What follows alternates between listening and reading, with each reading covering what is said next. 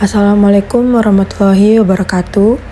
Perkenalkan, saya Nirina Awalia dengan NPM 2417101005 dari Program Studi Teknik Industri. Di sini saya akan mempresentasikan mata kuliah Mekanika Teknik yang membahas tentang plastisitas, tegangan sisa, serta analisis tegangan dan regangan akibat momen puntir dan momen lentur. Materi ini penting untuk memahami bagaimana material berperilaku ketika menerima beban, baik beban puntir maupun beban lentur, serta bagaimana tegangan sisa dapat mempengaruhi kekuatan struktur. Tujuan pembelajaran. Setelah mempelajari materi ini, mahasiswa diharapkan mampu memahami konsep plastisitas pada material, kemudian menjelaskan asal-usul tegangan sisa atau residual stresses, serta menghitung tegangan dan regangan yang timbul akibat momen puntir dan momen lentur. Dengan pemahaman ini, mahasiswa dapat menganalisis dan merancang komponen teknik secara lebih aman dan efisien. Pengenalan plastisitas. Plastisitas adalah kemampuan material untuk mengalami deformasi permanen setelah melewati batas elastis. Pada tahap elastis, material masih bisa kembali ke bentuk semula, tetapi setelah titik leleh tercapai, material akan berubah bentuk secara permanen. Contoh material yang plastis adalah baja dan aluminium.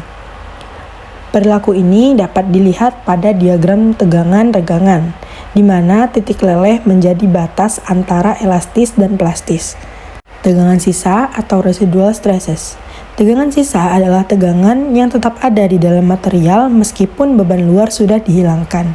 Tegangan ini biasanya muncul akibat proses manufaktur seperti pengelasan, pendinginan tidak merata, atau pengerolan.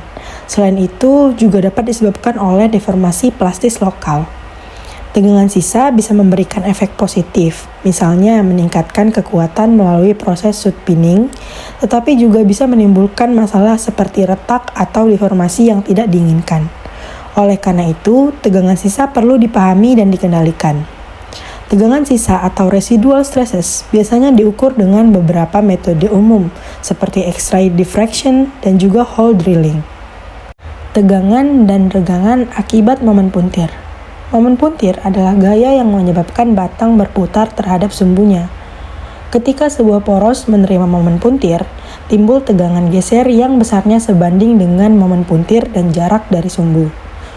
Rumusnya adalah tau sama dengan T dikali R dibagi J, di mana T adalah momen puntir, R adalah jarak dari sumbu, dan J adalah momen inersia polar.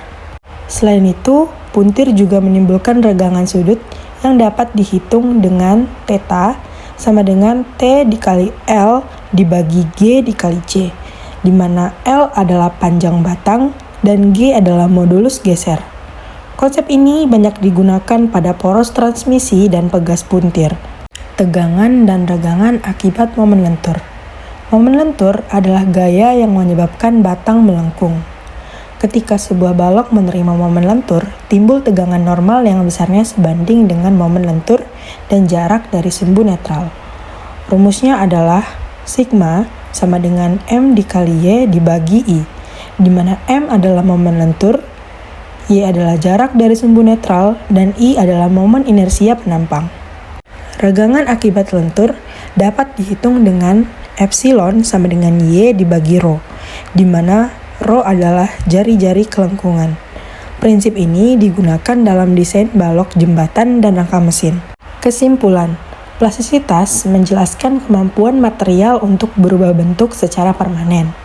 Tegangan sisa adalah tegangan yang tertinggal setelah proses manufaktur dan dapat memberikan efek positif maupun negatif. Momen puntir menghasilkan tegangan geser, sedangkan momen lentur menghasilkan tegangan normal. Pemahaman konsep ini sangat penting dalam perancangan struktur agar aman dan efisien. Baiklah, cukup sekian presentasi dari saya tentang plastisitas, tegangan sisa, serta analisis tegangan dan regangan akibat momen puntir dan momen lentur. Mohon maaf bila terdapat kekurangan dalam menyampaikan materi ini. Saya ucapkan terima kasih. Wassalamualaikum warahmatullahi wabarakatuh.